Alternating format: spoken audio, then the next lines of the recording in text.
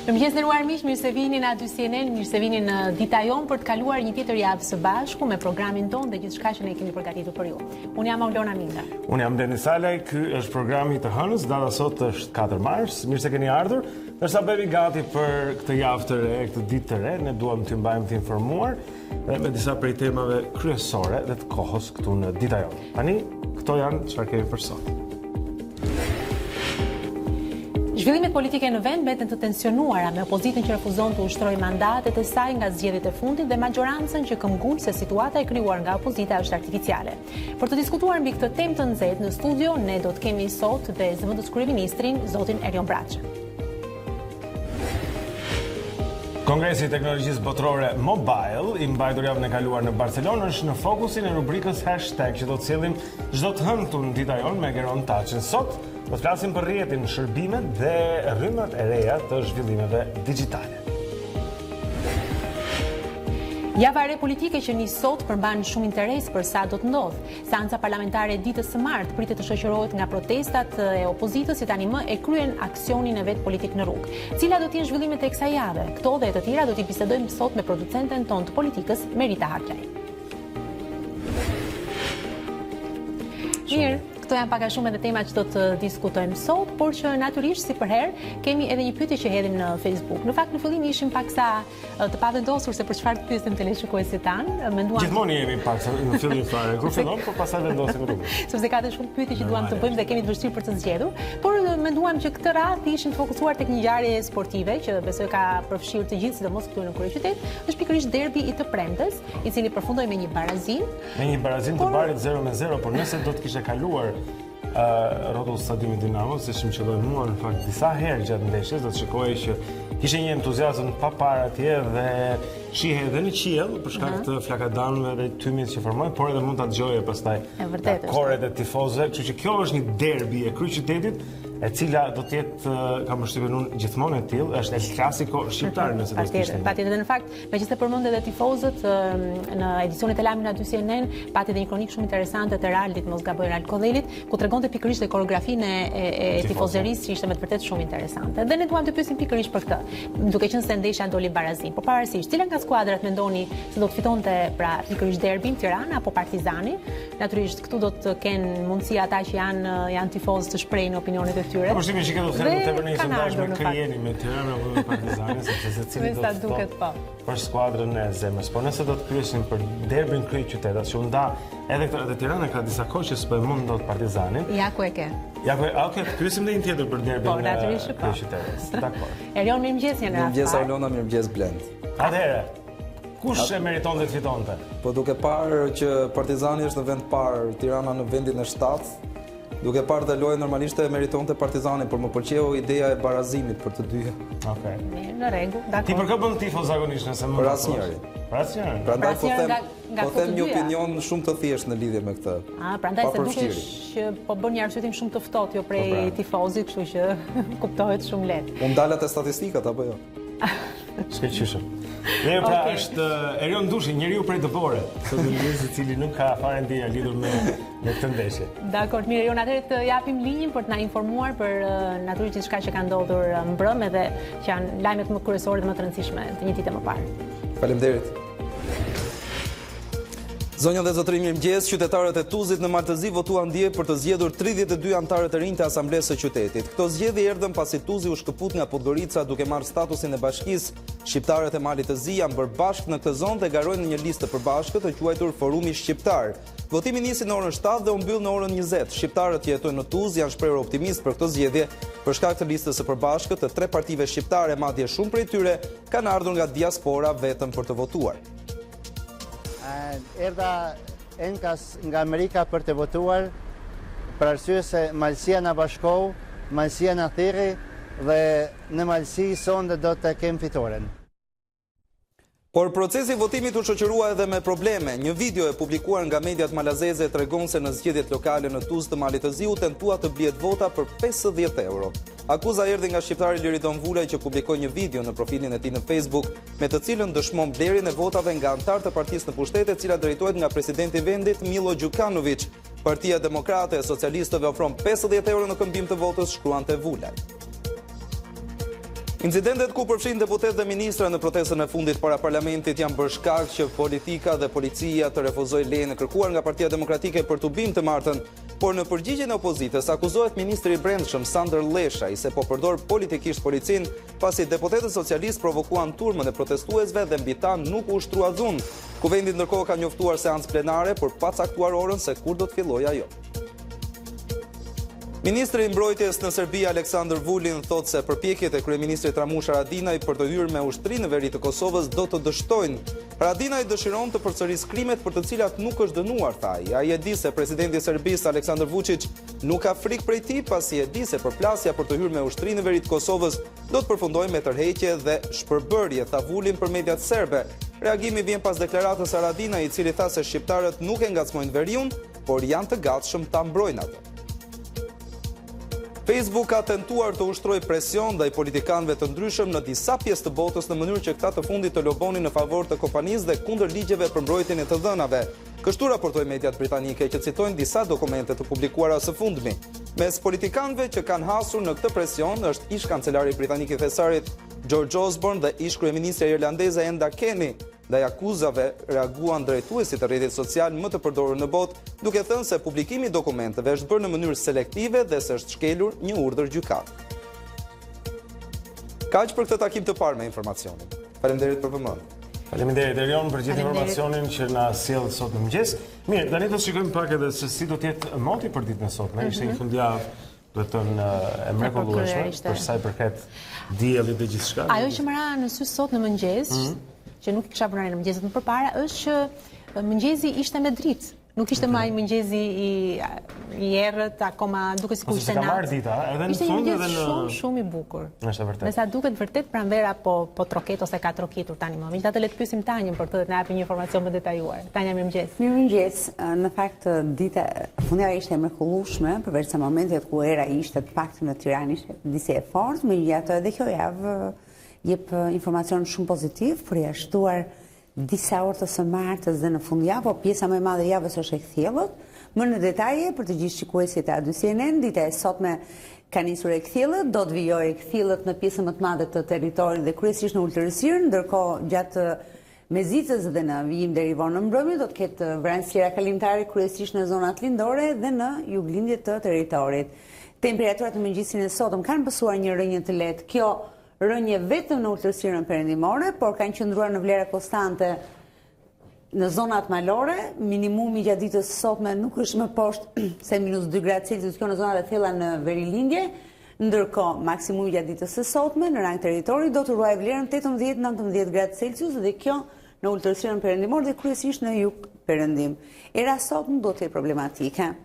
Për momentin ky është informacioni për ditën e sotme, megjithatë në dy herët e tjera kemi informacione ekstra. Patjetër. Shqyshëm. Do të jetë mirë moti edhe për sot. Duke sigur pranvera është afër se mund të ta dëgjosh. Është shumë e vërtetë. Ne do të shikojmë pak se si është situata edhe në trafik në këtë moment në kryeqytet, zonën Zotrin, për të parë nëse ka apo jo ndonjë vonesë edhe pengesë sa i përket qarkullimit. Dhe siç mund të shikoni tani në mëngjes, shumica e kryeqytetit shënohet me të gjelbër, do të thotë se qarkullimi është i shpejt i autoveturave në këto akse rrugore. Ka vetëm pak ngatërsi tek 21 dhjetori, nëse do të shikoni atje, në atë kryqëzim edhe tek zogu i zi, megjithatë asgjë tepër e fortë, është thjesht pjesa kur makinat presin në semafor. Kështu që mund të themi që për momentin situata në Tiranë është e lirshme dhe e qarkullueshme. Sigurisht është akoma herët, kështu që kjo është edhe mbas edhe arsyet, shikojmë pak më vonë. Mirë, ndërkohë ne rikthehemi sërish së bashku, tani është momenti për të marrë dhe informacionet e sportit. Aq më tepër që siç thamë, dhe duke qenë se edhe pyetja e ditës që ne kemi sot është se cila nga skuadrat meritonte të fitonte, Tirana apo Partizani, se nuk e di pse merrni në mend Juventus tash, nuk e di pse. Gjithsesi, le të pyes pak edhe Kristin. Krist, natyrisht ti besoj e ke një opinion, edhe pse je gazetar sportiv dhe mbase nuk do që të japësh aprovimin për njërin apo për tjetrën, por që gjithsesi, duke qenë se e ke ndjekur këtë ndeshje. Çfarë mund ta thuash? Si shkoi derbi? E vërtetë është Aulona, në fakt derbi ishte i ekuilibruar me skuadrat që nuk kërkonin të humbisnin, kjo dhe për shkak të presionit të tifozërive, por ashtu siç e kanë pohuar edhe specialistët në përfundim të ndeshjes, ka qenë Tirana ajo që ka qenë më shumë në kërkim të fitores dhe e ka vënë kundërshtarin në rrezik sidomos në pjesën e parë. Po më pas Partizani në të dytën ka balancuar sidomos në fundin e takimit lojën, duke bërë që të jetë në një farë mënyrë drejt barazimi. Është qartë. Dhe Kris, sa kohë bëhen eksaktësisht që Partizani nuk humbet me Tiranën? Partizani me Tiranën nuk humbet prej shkurtit të vitit 2014, pra i thon rreth 5 vjet që të kuqt shijojnë derbin në mos me fitore, me një barazim që gjithmonë më shumë i djeg tifozëve të Tiranës. 16 ndeshje na thonë që janë eksaktësisht me styre që Tirana nuk fiton. Megjithatë, prap Kristi, përgjigjes sime ju përgjigj le të themi një analizë profesionale dhe nuk po sepse Kristi ka tifozë të Tiranës dhe të Partizanit që e ndjekin, mirë, megjithatë kam përshtypjen se të Tiranën Kristi, nuk e di pse. Krist apo? Jo. Sigurisht, të ishte për mua jashtë profesionit, do doja që të volleybollist me Tiranën, kështu që prandaj ngacmoj. E vërtetë është, është e mirë, vërtetë. Krist, atëherë, dakor, po t'japim linjën për të tjera informacione nga sporti. Mirë, do të shohim pak në këtë hapësirë të parë sportive se çfarë ka ndodhur në kampionatet elitare të futbollit evropian. Juventus provon se nuk ka rival në Itali. Bardezinti dha në fund garës në kampionat pas fitores 2-1 ndaj Napolit. Në një sfidë që i pati të gjitha, nervozizëm, kartonat, penaltit dhe sistemin VAR. Juventus ja doli të triumfoj me golat e Pjanic dhe Emre Can, ndërkohë që për napoletanët shkurtoi shifrat Callejon. Elseid Hysa, mbrojtësi kuqeziu, aktivizua për 90 minuta në këtë takim. Me këtë fitore, Juventus shkon në 16 pikë diferencë nga Napoli, i vendit të dytë dhe vendos praktikisht duar tek titulli i 8 radhazi në Serie A. Liverpool ka lëshuar kreun e kampionatit anglez të futbollit pas barazimit pa gola në derbin ndaj Everton. Skuadra e trajnerit Jurgen Klopp, nën presionin e nevojës për fitore, nuk arriti dot të zhbllokohet në këtë takim, duke marrë vetëm një pikë që e zbret në vendin e dytë. Një pikë është edhe diferenca nga Manchester City që tashmë merr kryesimin e tabelës. Më herët Chelsea mundi Fulham, ndërsa Leicester City u mund nga Watford. Në Spanjë, pas fitores së Barcelonës në El Clasico, u luajtën takimet e tjera të javës së 23 të cilat nuk sollën surpriza. Atletico Madrid fal 2 golshit të Alvaro Moratës, ja doli të mposhtë Real Sociedad 2-0. Me këtë sukses, Los Colchoneros shkurtojnë diferencën në 7 pikë nga katalanasit e vendit të parë. Në të njëjtin rezultat triumfoi edhe Valencia përballë Bilbaos. Në takimet e tjera, Getafe mundi 2-1 Real Betis, ndërsa Eibar Celta Vigo përfundoi 1-0 në favor të vendasve. Ndërsa në kampionatin francez kanë fituar skuadrat pretendente, atë ku ka mbetur vetëm për të zgjitur se cilat skuadra do të luajnë në Kupat e Evropës, pasi Paris Saint-Germain ka mbyllur praktikisht llogarit me titullin me një diferencë prej 17 pikësh nga vendi i dytë. Pikërisht ndjekësit e Lilës mundën ndihon minimalisht 1-0 dhe konsolidojnë vendin e dytë, që të dërgon direkt në Champions League.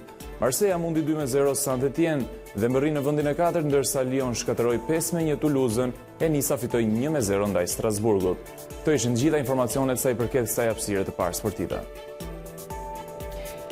Dakor, mirë Kris, gjithçka që ishte e nevojshme që na informove, do të kemi mundësi të marrim të tjera informacione gjatë ditës për sport. Faleminderit. Por sot është data 4 mars, pra siç po e thoshim, dhe për çdo ditë ne kemi dhe kjo datë në histori që është forma jonë e kalendarit historik. Ju ftojmë që të ndjekim tani disa prej ngjarjeve kryesore që kanë shënuar 4 marsin ndër vite. A do më lejosh të marr vetëm një minutë të votë skëlfare, meqenëse është data 4 mars dhe ne përmendim dhe ditëlindjet e personazheve të njohur, është një regjisor që sot ka ditëlindje. Është një regjisor që quhet Albert Ninga, i them edhe 100. Kaq. Vazhdim me kalendarin dhe ngjarjet e tjera. 852. Duka kroat Trimpir nënshkruan një ligj. Ky është dokumenti i parë ku emri kroat gjendet i shkruar në burimet historike. 1519. Hernan Cortés arriti në Meksik në kërkim të civilizimit dhe pasurisë azteke. 1789. Kongresi i Shteteve të Bashkuara shpall hyrje në fuqi të kushtetutës, në bazë të së cilës George Washington u zgjodh presidenti i parë i vendit. 1894. Mbi 1000 ndërtesa u shkatërruan nga zjarri që ra në Shanghai. 1926. Kryeministri diktator grek Theodor Pangalo me prejardhje shqiptare shpërndan shoqatat greke që kërkonin aneksimin e Epirit të Veriut dhe i kthen Shqipërisë 60 fshatra shqiptar pranë Korçës. Nacionalizmi është aq i rrezikshëm sa patriotizmi është i mirë, tha general Pangalo. 1932. U rrëmbye bebja Lindbergh, djali 20 muajsh i heroit të aviacionit, Charles Lindbergh, u rrëmbye në dhomën e tij. Rrëmbyesit kërkuan $50,000 për kthimin e fëmijës. Krimi pushtoi vëmendjen e Amerikës, madje edhe Al Capone ofroi të ndihmonte nga burgu. 1949, Këshilli i Sigurimit i OKB-s rekomandon antarësimin e Izraelit. 1954, Spitali Peter Bend Brigham në Boston, në Massachusetts, shpall transplantin e parë të suksesshëm të veshkave. 1966, John Lennon thot se ne, Beatlesat, jemi më popullor se Jezusi. 1977, tërmeti tronditi Bukureshtin në Rumani. 1980, Robert Mugabe fitoi zgjedhjet dhe u bë kryeministri i parë i zi në Zimbabwe. 1982, NASA lëshoi në hapësirë satelitin Intelsat 5. 1999, presidenti amerikan Bill Clinton ndaloi kërkimet për klonim të njeriut. 2001, një urë në veri të Portugalisë u rrëzua duke lënë të vdekur 70 persona. 1394, lindi Heri Lundërtari, eksplorator portugez. 1678 lindi Antonio Vivaldi, kompozitor italian. Mirë, pra ishin këto dhe ngjarjet kryesore të datës 4 mars, ndërkohë tani është momenti për të shfletuar dhe për të parë ose më saktë për të klikuar në faqet online të shtypit të ditës dhe për të mësuar se cilat janë ngjarjet kryesore që zënë vend në to. Atëherë, si gjithmonë e para është faqja a2cnn.com për të mësuar edhe titujt më të rëndësishëm. Ja ku kemi, jemi në Tuzë, shqiptarët e bashkuar nisin festën në Tuzë. Pra është ky dhe lajmi kryesor që zë dhe vendin e parë në A2CNN, ndërkohë që mund të lexojmë dhuna policia arestohet presidenti Kamzës, drejtori sportiv dhe shefi i klubit. Pra, për sa takon dhe ngjarjes vërtet të turpshme që ndodhi mbrëm në Kamës. Por ndërkohë dialog me Ramën, Basha në kompleksin e marrëveshjes së majit. Pra, është ky një tjetër lajm, ftesa për dialog, Rama rrëzon akuzat ndaj protestës së opozitës. Është ky një analizë në fakt që ka qenë mbrëm në edicionin e lajmeve nga Dorian Kodra. Ndërkohë ecim më poshtë në politik, kuvendin mblidhet më 5 mars, majoranca sërish diskrete me orën. Pra, ende nuk dihet se kur do të jetë nesër seanca parlamentare, ndoshta kjo dhe për mos i dhënë shkak opozitës që të mblitet dhe të bojë përpara parlamentit. Ndërkohë nga Kosova, Vulin kërcënon Kosovën, përpjekja për të hyrë në veri përfundon me shpërbërje. Gjithashtu nga bota, dialogu me Korenë e Veriut, Washingtoni dhe Seuli braktisin stërvitjet ushtarake. Pra këto dhe të tjera informacione, por natyrisht dhe gjithë programet e A2CNN mund të gjeni të pasqyruara në faqen tonë online a2cnn.com. Shumë do të shohim në një tjetër media në këto momente, tani do të jemi tek Gazeta Shqiptare, disa prej titujve kryesor atje janë: protesta e 5 marsit, zbulohet letërkëmbimi mes PD-s dhe policisë për ka patur nga ana e policisë një mosdhënie të lejes për tubim ditën e nesërme, çfarë i bën gjërat akoma interesante. Emrat ishte për ndjekurit 5.000 trashëgimtar që marrin paratë, është njëri ndër titujt e tjerë që do të gjeni sot te Gazeta Shqiptare. Gjithashtu nga maj, Kosova dhe Shqipëria nuk do të kenë më roaming. Kjo është ulje e tarifave të telefonisë për sa i përket midis Kosovës dhe Shqipërisë. Aksidentet, siguruesit paguan 75 milion lekë për janarin. Ndjekja e mandateve, balla, opozita i friksohet drejtësisë së re, është lejtmotivi i Partisë Socialiste lidhur me protestat e opozitës. Gjithashtu te Gazeta Shqiptare mund gjeni: policia rrëzon kërkesën e PD-s, jo protestë para kuvendit, vë në rrezik jetën e deputetëve. Pra, kjo është e fundit që do të lexojmë sot nga Gazeta Shqiptare, më shumë mund të klikoni online. Po, ecim më tej me një tjetër të përditshme. Jemi tek Panorama.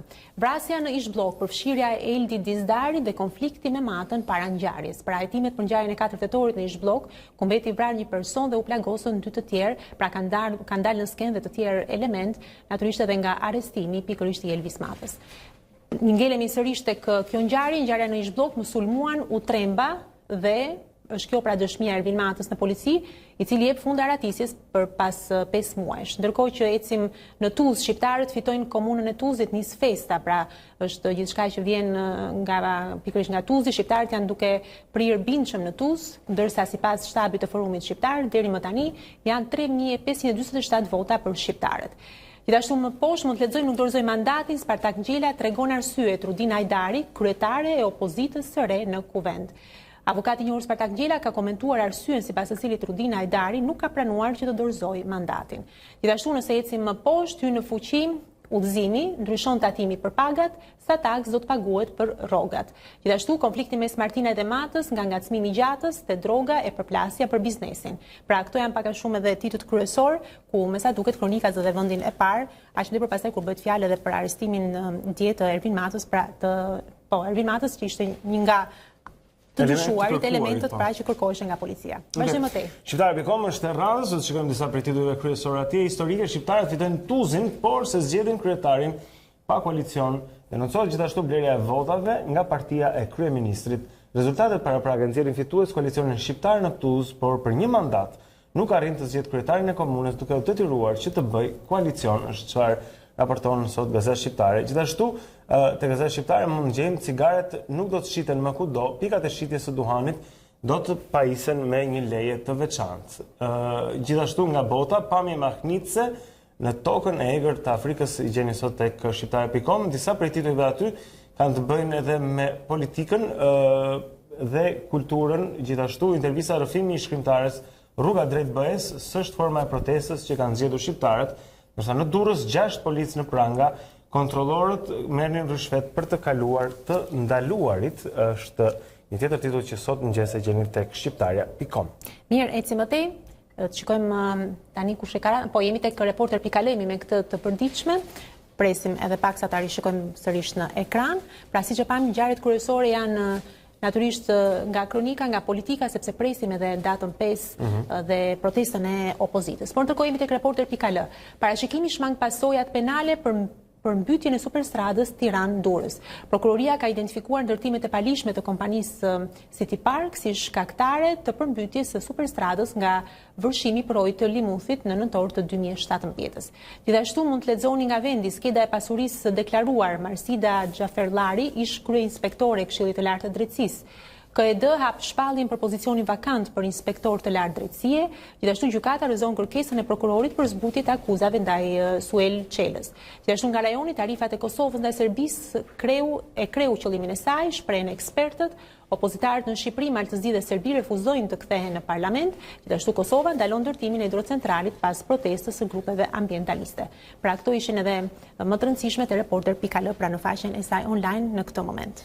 Shemi tjetër media në këto qaste është Monitor.al. Shqipëria po monton sisteme elektrike për Hyundai, Mercedes dhe të tjerë. Për ligji për cigaret nuk do të shiten kudo. Gjithashtu në 10 vitet jetëgjatësia për gratë shkon 83, presje 5, është më e lartë se për burrat në Shqipëri. Industria automotive shans për Shqipërinë, por çfarë e frenon? Është drejtori ekskluziv i Dihas, Bledar Mankullari, që ka folur për Monitor. Peshqit e mdhenjë po hanë të veçlit, si po ndryshon struktura e ekonomisë shqiptare, është një tjetër shkrim në faqet online të Monitor sot. Industria minerare, modelet e reja të zhvillimit është një i tretë. Gjithashtu mund të shikojmë kërcënim, sport dhe udhëtime jashtë, si po motivohen punonjësit shqiptar, se i ka marrëveshje me Zvicrën, leksione për menaxhimin e krizave dhe holandezët projekt në Shqipëri për mbrojtjen kundër stuhive në detin Adriatik. Këto janë disa prej titujve të revistës Monitor të fokusuar tek ekonomia sot online. Mirë, ecim më tej, jemi me një tjetër të përditshme, po do të shkojmë në Kosovë. KRU Prishtina bleu atomjetet gati 2 fish më të shtrenjtë se në treg. Gjithashtu së paku 3 antar të AAK-s, të drejtorit të drejtorit në shkollat e Suarekës, gjithashtu shqiptarët më së shumti vota, por s'mund ta qeverisin vetëm Tuzin. Presidenti tha që kritikohet për promovimin e projektit që ka telashe me ligjin. Drejtoritë komunale kërkojnë zgjidhje ligjore për rastet emergjente të zvendësimit të mësimdhënësve. Gjithashtu Kosova uron shqiptarët për fitoren në Tuzë. Dhe mëtej mund të lexoni s'ka vota për rregulloren që i sanksionon mungesat e deputetëve. Pra ky është realiteti që vjen nga Kosova dhe ngjarjet më të rëndësishme të tij. Ecim mëtej. Do të shkojmë pak nga mediat online, tani në mëngjes. CNN.com ka Kinën në krye, duke folur për se si Kina do të jetë në thuashkufirin pararoj të zbulimit të hapësirës dhe planet që ata kanë për misionet e energjisë në Hënë dhe në Mars. Gjithashtu, flitet për politik në faqet e CNN, është një mundësi për impeachment, pra për largimin e presidentit, e cila tani më duket si një mundësi teorike, edhe për shkak të investigimit të zotit Robert Mueller mbi marrëveshjet apo bashkëpunimin e mundshëm që mund të ketë patur midis fushatës së zotit Trump dhe Rusisë gjatë zgjedhjeve të 2016-s, India dhe Pakistani në krizë dhe rreziku i shpërthimeve nukleare, pra duke qenë se bëhet fjalë për dy fuqi bërthamore dhe kjo është në fokus në faqet e CNN-it. Gjithashtu nga bota mund të shikojmë se si njëri ndër ke parasysh këto sistemet e argëtimit që ndodhen tani në avion ku ti mund të shikosh video.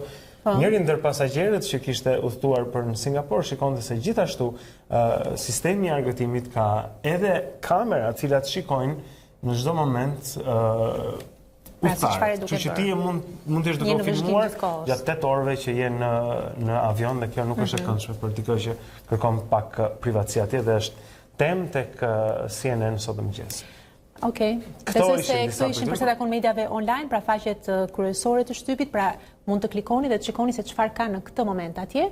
Mirë, kemi një foto. Do të tregoja pak. Po, kjo ishte njëra ndër historitë që në fakt CNN e kishte sot në mëngjes, po është një nga ato historitë e bukura që mund të të ngrojnë zemrën. Po të shikosh në këtë foto këtu, ky është një profesor, quhet Nathan Alexander, dhe me çfarë unë nga çfarë ka shkruar në tabela ai, duhet të jetë një pedagog i matematikës, sepse më duken sikur ka të bëjë me rrënjët katrore atje dhe një ekuacion. Nga sa duket. Por bebja që ai përmban, nuk është bebja e tij, por është bebja e njërit prej studentëve të tij. Një student i cili quhej Wayne Hayes kishte patur një keq kuptim me partnerin e vet, asnjë person që ta ndihmonte për të mbajtur beben, kështu që ai vendosi që të shkonte në shkollë bashkë me të. Dhe kjo nënvizon edhe faktin që në Shtetet Bashkuara çelja është e shtrenjtë, sepse nuk është publike, siç do duhet ishte. Megjithatë, profesori i ka ofruar, i ka thënë, beben do ta mbaj unë, ti mbaj shënim, që të marrësh gjithë ato shënimet e duhura në mësim. Ka dhe një foto tjetër, në fakt, ku ata janë të dy së bashku. Ja ku është babai, duke i lidhur, në këtë moment është duke i lidhur profesorit mbajtsen e bebes, nëse mund ta shohim. Po ja ku e kemi, shikojmë. Shumë e bukur. Para se profesorit filloi leksionin. Duhen dhe pedagog të tillë, sa duhet. Shumë e lezetshme. Duk shumë interesante. Në fakt profesori është shprehur për mediat që bebja ishte vajza e vogël, pra ishte shumë e sjellshme, nuk bëri as qau as gjë gjatë gjithë kohës. Madje duket sikur ishte talentuar në matematikë. Mund të ndodh, pse jo. Mirë, në rregull. Okej, jemi tek mediat online e mbyllim këtë hapësirë përfundimisht, dhe ndërkohë tani të shikojmë, duke qenë se jemi tek fotot, nxjerrim pak dhe fotot ato që kanë bërë, le të themi, lajm apo jo, për sa takon ditët më parë, fotot më të rëndësishme, ato që qarkullojnë dhe që bëjnë xhiron e botës, natyrisht janë të shkrepur nga profesionistë dhe mjafton një shkrepje për të kuptuar shumë më shumë se sa miliona fjalë. Kështu që le të ndjekim ato më pas se rikthehemi për të vazhduar me temën e emisionit tonë.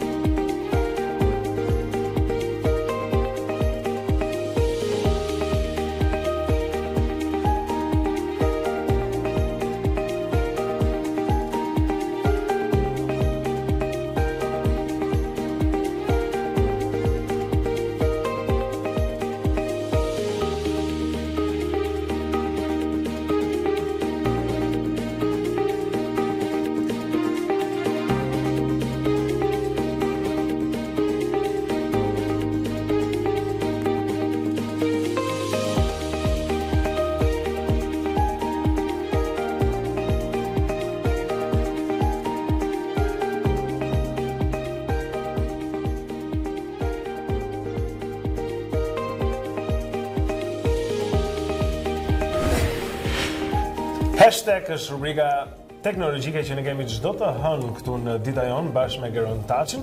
Edhe për sot dua që ta mirëpres këtu në studio, kemi shumë për të folur. Mirëmëngjes. Mirë se ka.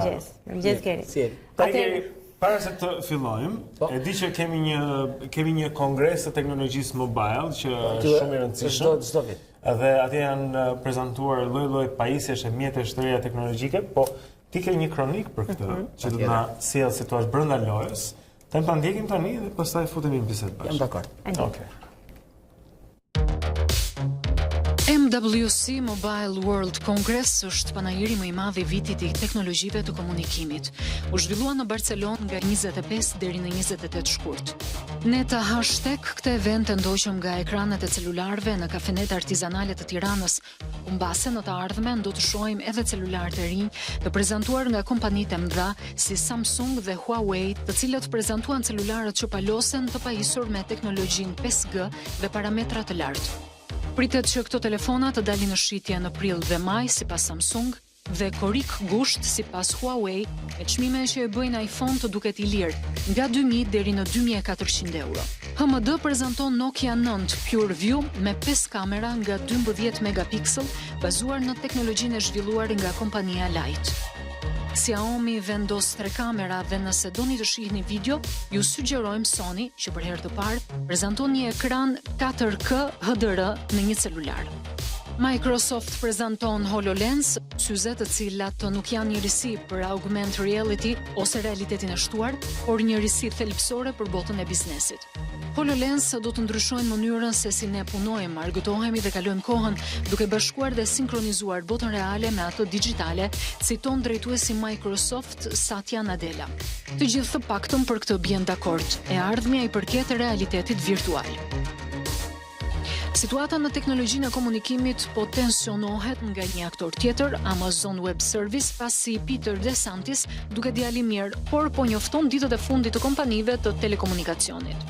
Por edhe politika po luan rolin e saj. Shtetet e Bashkuara do të refuzojnë që të ndajnë informacion me aleatët që përdorin teknologjinë 5G të Huawei si pasojë e vënies në rrezik të konfidencialitetit. Nuk do të rrezikojmë informacionin amerikan, citon Pompei, sekretari i shtetit. Mbase situata do të bëhet pak më e qartë në konferencën Enterprise Connect që zhvillohet nga 12 deri në 21 mars në Orlando të Shteteve të Bashkuara, ku pritet integrimi i inteligjencës artificiale si IBM Watson, Siri apo Alexa, dhe mbase eSIM apo kompani telekomunikimi si Elisa, operatori më i madh finlandez 100% i automatizuar.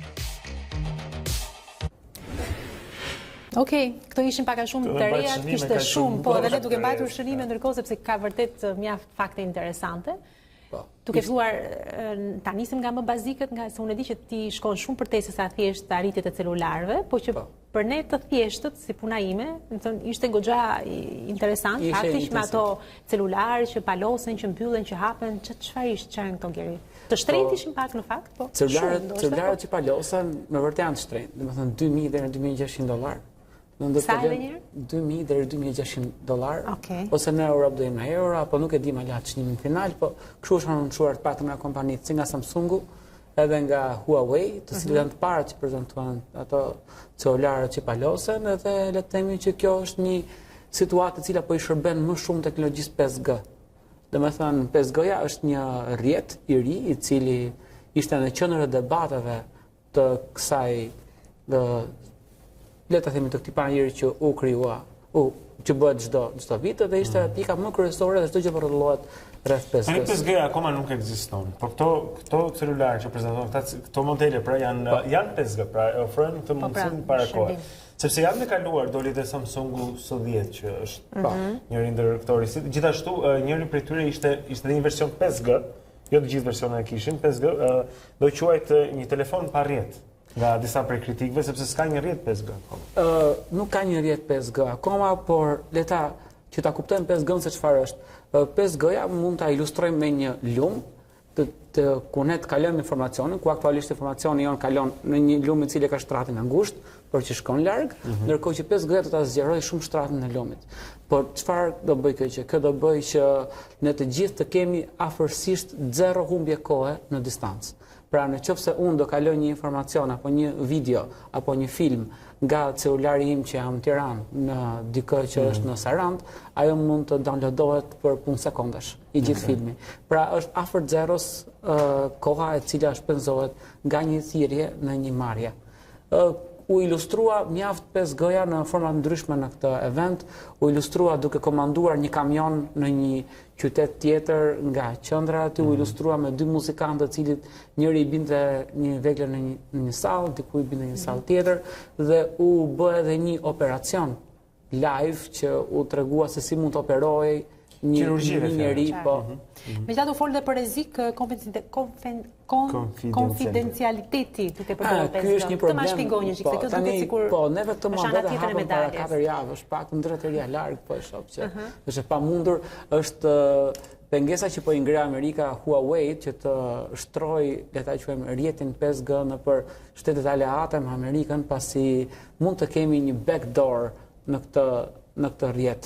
Backdoor do të thotë një derë e pasme ku Kina fare thjesht mund të shikojë informacionin. Sepse ideja kam përshtypjen që kjo do të shërbejë, sepse Huawei është një kompani kineze dhe në Kinë ka një ligj i cili lejon shtetin që të kërkojë nga një kompani, pavarësisht se Huawei betohet që nuk do të shkel kurrë konfidencialitetin e klientëve të saj, por frika është që qeveria kineze mund të kontrollojë, po themi, informacionin përmes Huawei, i cili mund të jetë i ndjeshëm për qeverinë amerikane apo shtetet të tjera. Praktikisht Ron Shengfei, që është edhe drejtuesi i Huawei, e deklaroi paksa në një intervistë të BBC-s, që megjithëse ai nisi me tone të forta në Amerikës që Amerika neve nuk do të na thyej, unë betohem që nuk do bëj asgjë që të kompromentoj rrjetin. Ai tha diçka tjetër, tha që edhe po të mos e mund, apo vajza ime, prap Huawei do të ekzistojë.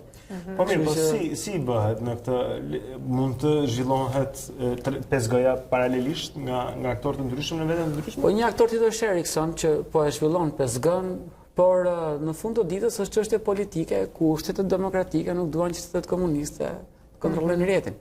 Dhe automatikisht riformohen marrëdhëniet në format të ndryshme, të cilat ndihmojnë shumë Apple-in, do ndihmojnë shumë Microsoftin, do ndihmojnë shumë Amazonin. Biles, plani i Amazonit për të zgjeruar është goxha ambicioz, që thotë që shiko se unë do të futem tek kompanitë e telekomunikacionit, edhe mbase edhe me një ofertë më të mirë.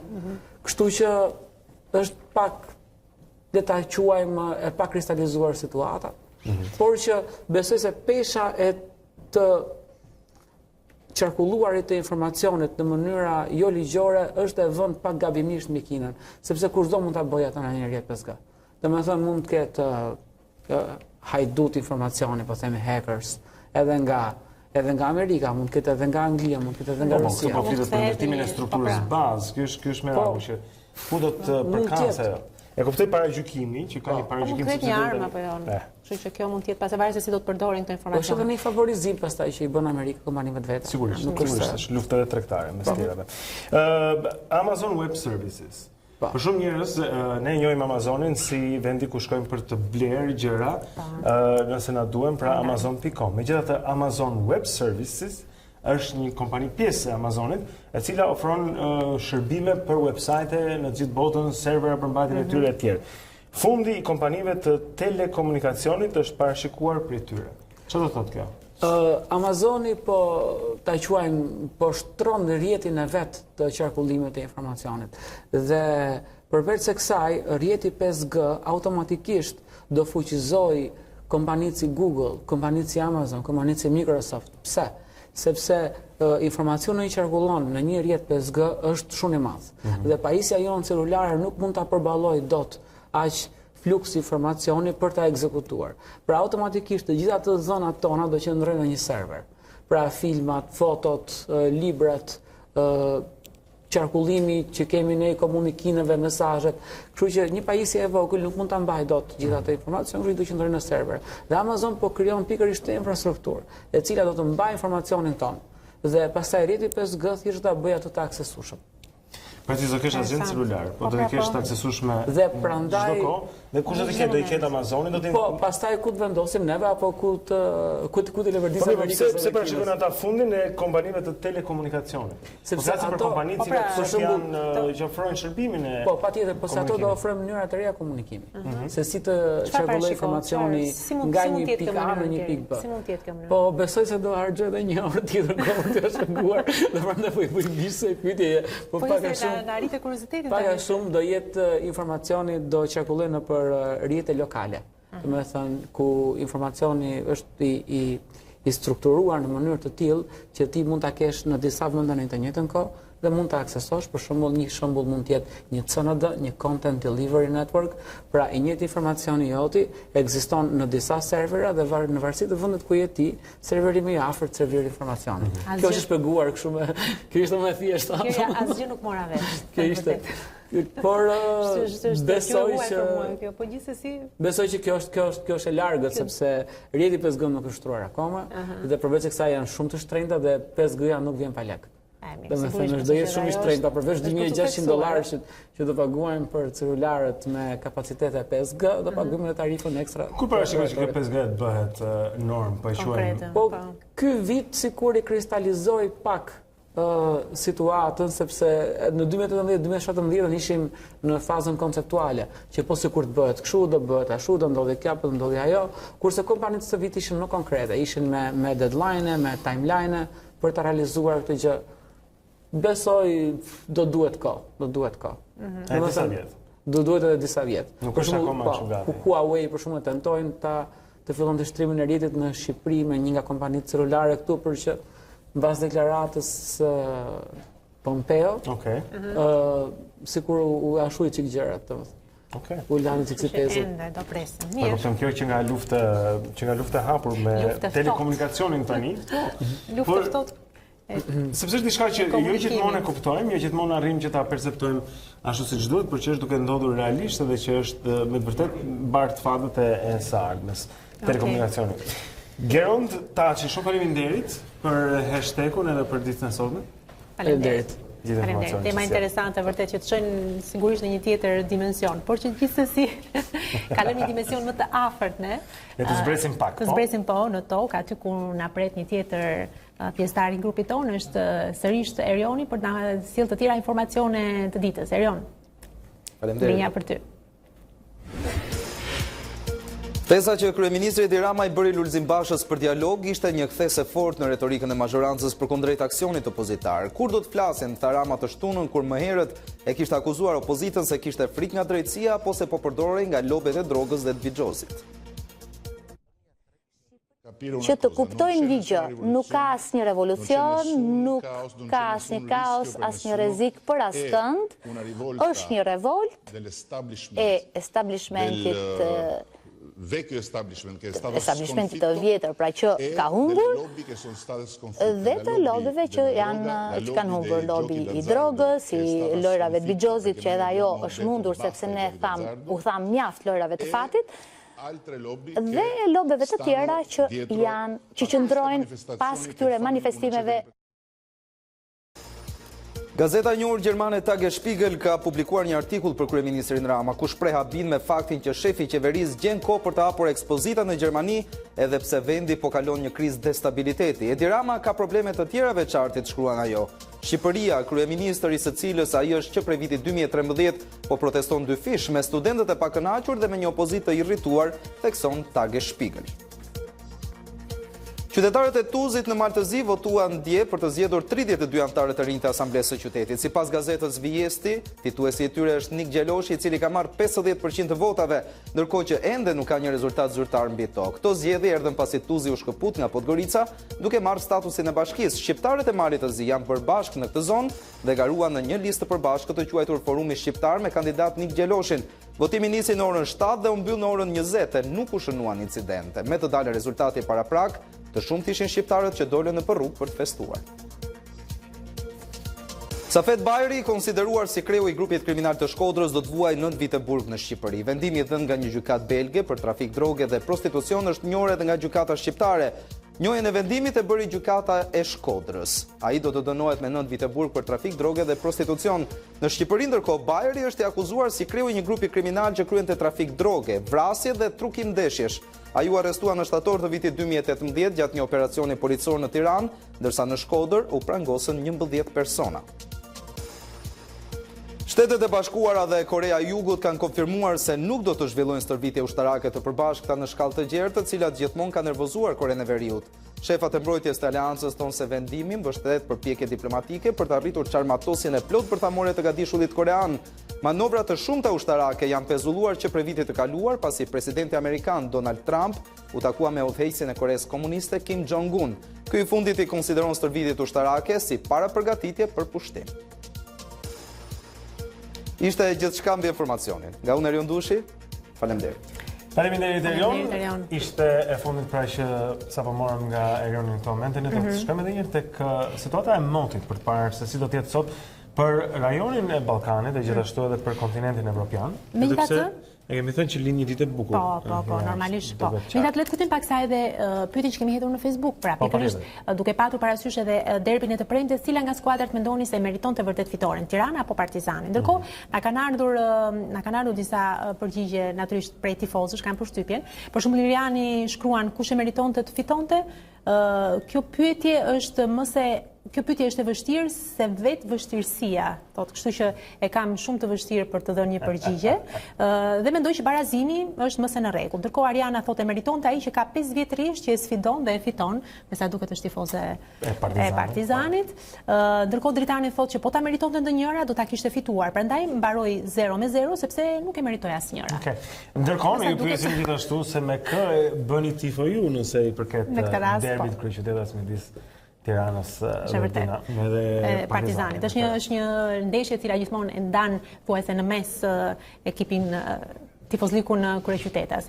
Mirë, jam kurioze në fakt nuk kemi pyetur Tanjën. Tanja nuk është shprehur sepse meteorologët shquhen për balancat e tyre. Ja, unë do ta pyes gjithsesi. Tanja, ndoshta e thyen sot. Nga shkon ajo shigjeta e të bërit tifozlik nga Partizani apo nga Tirana? Jo, me Tiranën. Me Tiranë. Nuk jam Tiranë, por jetoj në një pallat me 100 karat Tiranësa, kështu që rrjedhimisht domethënë me Tiranën. Ja, e hoqim edhe këtë merak. Mirë Tanja. Ndërkohë tani do të përqendrohemi pak sa tek rajoni apo tek nuk është situata në gjithë Europën kaq komode sa që janë kushtet e motit në territorin shqiptar, kryesisht në zonat perëndimore, por edhe në veri. Gradualisht në zonat qendrore dhe kryesisht në zonën e Alpeve të Europës, do të ketë gjatë ditës sotme vranësira të dëndura dhe rreshje shiu dhe kryesisht dëbor në veri, por edhe në zonat qendrore, ndërkohë shia pritet në perëndim të Europës. Pjesa tjetër dhe në fakt i bie pjesa më e madhe e kontinentit evropian, zonat të jugore të Europës, por edhe pjesa më e madhe e lindjes së kontinentit do të mbetet kryesisht me moto të thjellët. Për sa i përket temperaturave në kontinent, vijojnë temperaturat e larta në të gjithë jugun e kontinentit evropian dhe pjesën më të madhe të qendrës, ndërkohë sot kemi një rënje të temperaturave në ekstrem verior, por edhe në perëndim aty ku do të vinë dhe sistemi me vranësira dhe do të ketë rreshje. Rënja e temperaturave do të ndjehet nesër shumë poshtë deri në veriun e Italisë, pra do ketë një rënje të temperaturave në të gjithë Europën qendrore, jugu i Europës, u përfshet dhe juglindje dhe rrjedhimisht dhe territorin shqiptar në gadishullinë e Ballkanit, temperaturat mbeten edhe gjatë ditës së nesërme të larta. Ky është informacioni për rajonin dhe për kontinentin evropian. Faleminderit Tanja. Super. Tani do të shikojmë pak hartën e trafikut të kryeqytetit, zonja e Zotrinj, sy i shpejt për të parë se si është situata në kryqëzimet e ndryshme, para se të lidhemi sërish me redaksionin e sportit dhe Kris Martiron që na pret atje për më të fundit për sa i përket rezultateve sportive të së dielës. Po siç mund ta shikojmë tani, ka shumë skuqje se sa herën e parë zonat brenda Unazës, shumë nga akset, se mos ajo e rrugës së Dibrës po të shikoni, është e ngjyrosur me portokalli dhe të kuqe, që do të thotë ngadalësim në për kryqëzimet dhe rrugët e qytetit. Gjithashtu tek 21 dhjetori dhe tek zogu i zi do të shikoni se ka ngadalësime të trafikut. Don Bosco është me të kuqe, ndërsa deret në Unaza, pjesë e rrugës që do të shkojë drejt Unazës është e ngadalësuar sepse edhe Unaza vetë qysh nga rruga Ferit Xhajko pranë tregut industrial deri tek retrotullimi i Zoguzi është e ngadalësuar. Gjithashtu e ngadalësuar është edhe rruga Dritan Hoxha, nëse mund ta lëvizim pak hartën drejt Veriut, do të shikoni që dalja në Tiranë dhe rruga Teodor Keko e Unazës së Re kanë ngarkesë, me sa e shohim sot mëngjes. Le të themi që ka filluar lëvizja, ora po shkon drejt tetës, kështu që kjo shpjegon edhe mjaft rëndimin e trafikut. Mirë, okay. Tani lidhemi sërish me sundën e lajmeve, kemi atje Kristin për të tjera informacione nga sporti. Kristi, linja për ty sërish. Ja të këri takuemi sërisht, sikurse folëm dhe pak më parë pas ndeshjes vitrin të futbollit shqiptar dhe spektaklit në tribuna në derbin e kryeqytetit, në kategorinë superiore janë rikthyer pamjet skandaloze të dhunës në stadiume. Në ndeshjen Kamza Laçi, në fundin e takimit, arbitri kryesor gjyqtari Eldorian Hamiti është dërguar në gjendje të rëndë në spital pasi u godit nga tifozët. Shkak është bërë një 11 metrash i akorduar në shtesë nga kryesori çka solli irritimin e tifozerisë vendasve që më pas duruan skena të turpshme. Ndeshja përfundoi në barazim 1-1 me arbitrin Hamiti që u dërgua në spitalin ushtarak për të marrë mjekimin e nevojshëm. E ndërkohë pak orë pas përfundimit të ndeshjes, policia bëri të ditur se për dhunën ndaj arbitrit në ndeshjen Kamza Laçi është vënë pranga presidenti i Kamzës Naim Qarri, drejtori sportiv Andi Matraxhiu, shefi i klubit Albert Bana si dhe tifozi me inicialet EG. Sipas policisë, dyshohen si autor të dhunës edhe 4 tifozë të tjerë të cilët janë shpallur në kërkim policor. Arrestimi 4 shtetasve si dhe shpallja në kërkim e 4 të tjerëve u bë për veprën penale goditje për shkak të detyrës dhe prishje e qetësisë publike. Lidhur me ngjarjen në Kamës ka reaguar edhe Federata Shqiptare e Futbollit. Ne dënojmë dhunën si një fenomen që jo vetëm cënon rëndësinë e garës dhe vërtetësinë e saj, por edhe imazhin e lojës. FSHF dënon ashpër çdo akt të dhune që vjen nga tifozët, zyrtarët, futbollistët apo kushdo tjetër. Ne presim që të gjithë aktorët të bëjnë punën e tyre, ashtu siç i kërkojmë komisioneve që të jenë ekstremisht të ashpër me ata që prishin imazhin, jo vetëm të lojës, por edhe të futbollit shqiptar, shkruaj në deklaratën e qeverisë së futbollit në vend, që pret vendimin e Komisionit të Disiplinës për të dënuar përgjegjësit. E ndërkohë në takimin e fundit të javës së 24-të, flamurtari nuk mundi të marrë më shumë se 1 pikë ndaj Kastriotit të vendit të parafundit në renditje. Xhevair Sukaj shënoi golin e parë me skuadrën e tij të re flamurtarin, por nuk mundi të t'i dhurojë fitoren bregdetarëve. Me këtë barazim flamurtari shkon në kuotën e 34 pikëve në vendin e 6, ndërsa Kastrioti mbetet në vendin e parafundit në kuotën e 21 pikëve, 4 më pak se luftëtari. Këtu kemi ardhur në fund edhe të kësaj hapësire sportive, ne do të shohim edhe pas pak se çfarë ndodh me sportet e tjera, sigurisht jo vetëm futboll. Faleminderit Krist për gjithë informacionet sportiv që përcohet me ne deri tani. Atëherë, do ta njoftosh ti? Po, do ta njoftoj unë. E njoftoj unë në rregull, gjithsesi mbas pak do të kemi fotot e ditës dhe duke qenë se atëherë po e mbajnë ato vazhdon që nisën pak më parë, meqense ishim duke folur për ata që janë tifozë të Partizanit apo të Tiranës, le të themi që pas pak në studio do të kemi një tifoz të vërtet, mos e të vërtet të Partizanit, por me të cilin natyrisht nuk do të bisedojmë vetëm për këtë. Do të bisedojmë pak edhe për sportin. Pak natyrisht sepse nuk mund të shpëtoj, por që mbi gjitha do të flasim edhe për situatën politike në vend, është zëvendës kryeministri Iron Brashi që do të vijë pas pak këtu në studio. Kthehemi.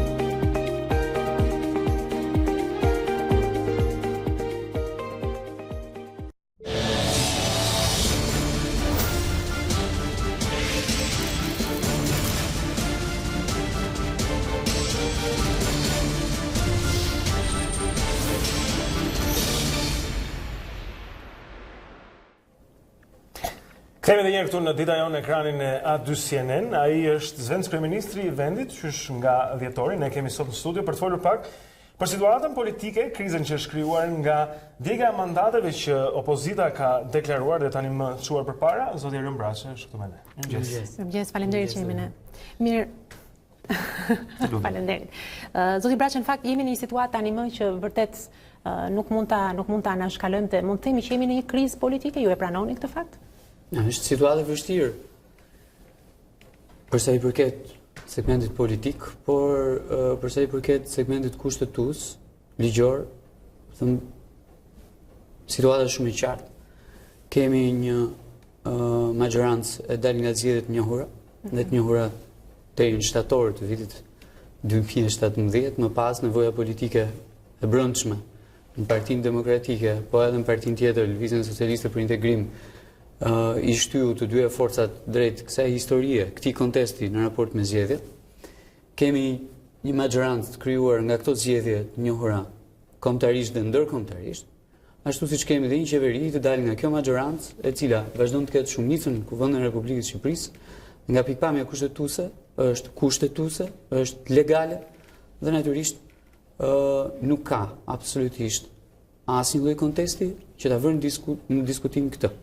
Nga pikpamja politike, pa diskutim që situata është e vështirë, nuk është pak që partia kryesore e opozitës të dalë nga sistemi kushtetues, të dalë nga kuvendi, të bojkotojë demokracinë, mos njohë institucionet apo institutet e demokracisë, njëra për cilave është edhe janë dhe zgjedhjet që mbahen, dhe natyrisht të refuzojë çdo lloj diskutimi në raport me garancit që kërkon për zgjedhjet që vinë, për zgjedhjet vendore, të qershorit dhe natyrisht edhe për vijimin e jetës politike më tutje.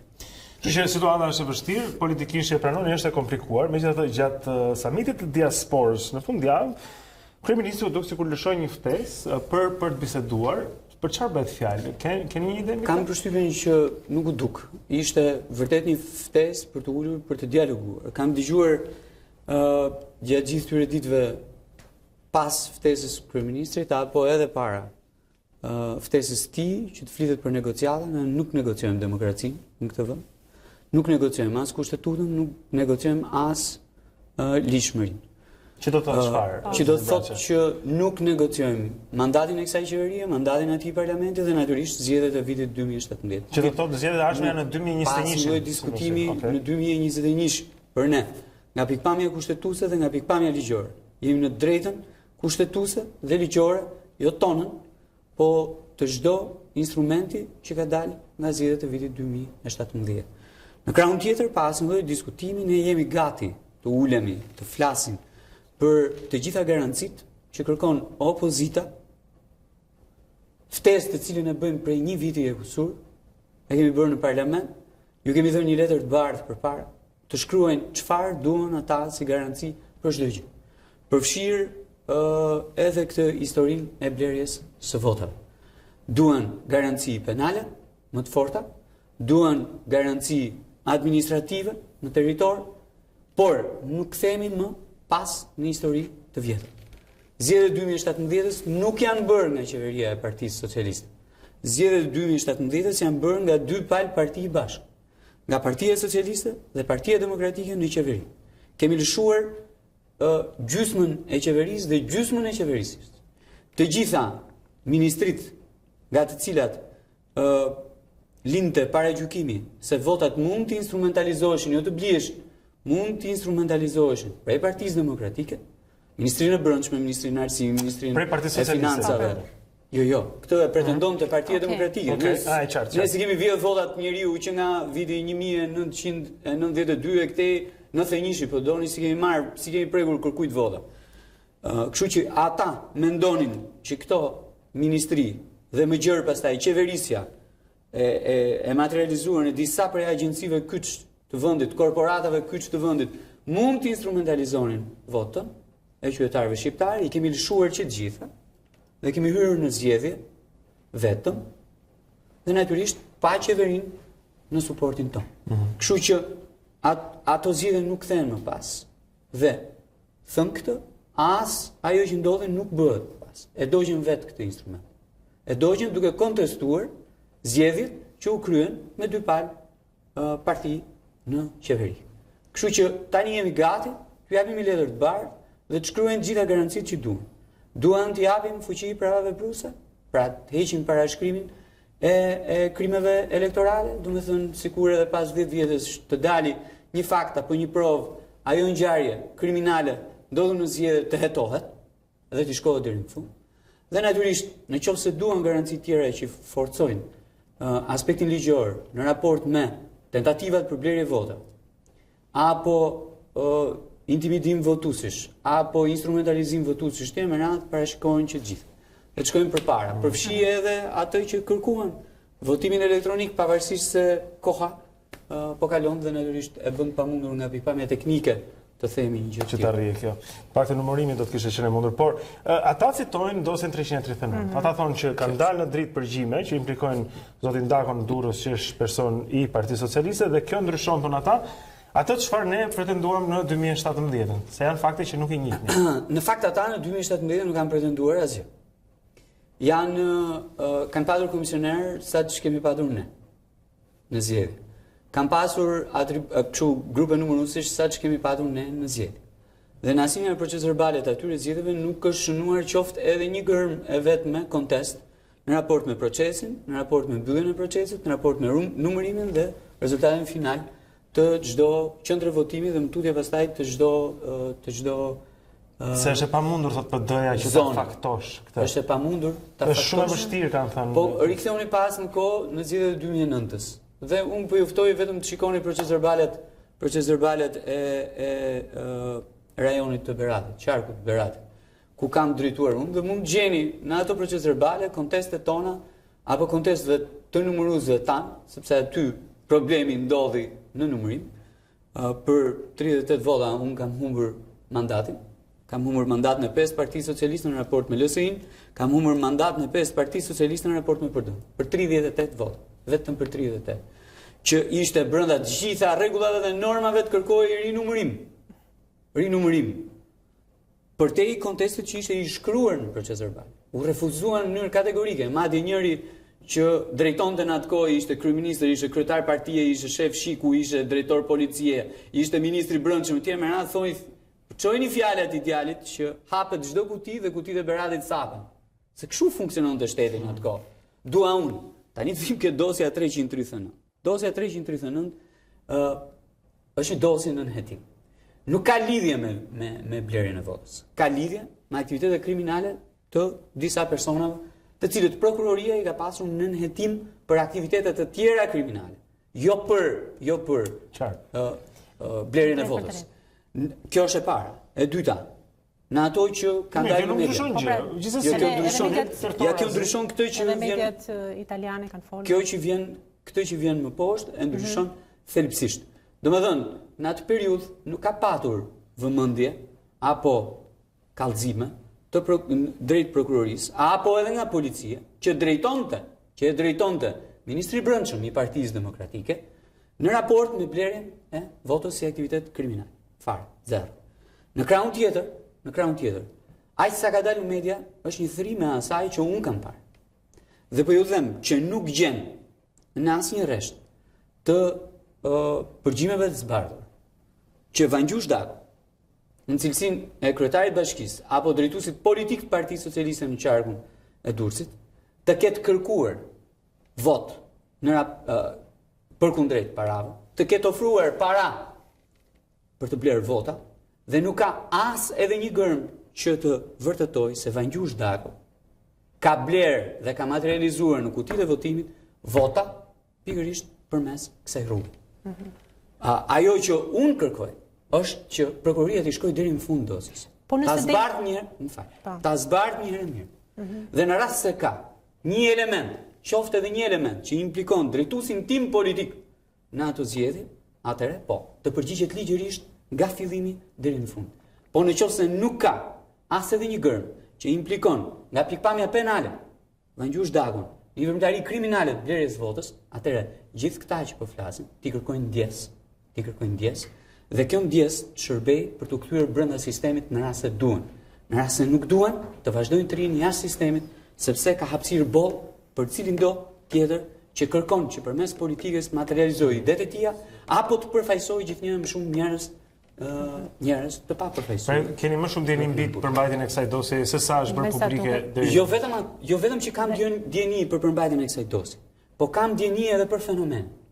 Dhe fenomeni nuk mund të izolohet tek një individ, tek Vëngjush Daku, i cili, siç po ju them, rezulton që nuk ka konsumuar asnjë vepër penale në raport me këtë pra me votën. Por kam djeni se çka ndodhur me blerjen e votës. Dhe po ju them, ju keni arkiv, pavarësisht se jeni trinj, keni arkiv. Rikthejuni arkivet. Dhe shikoni që deri në datën 30 qershor nuk ishim ne që po blinim vota në gojën e Lulzim Bashës, kryetarit aktual të Partisë Demokratike. Ishte LSI që po blinte vota. Ishte presidenti aktual i Republikës, ai që kishte ndërtuar sipas Lulzim Bashës një SHPK dhe po blinte vota.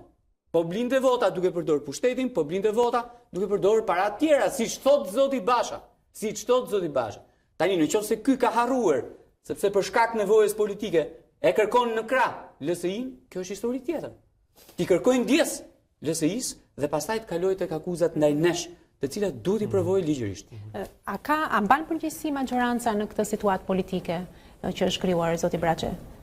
Majoranca për mua duhet mbaj përgjegjësitë që i takon.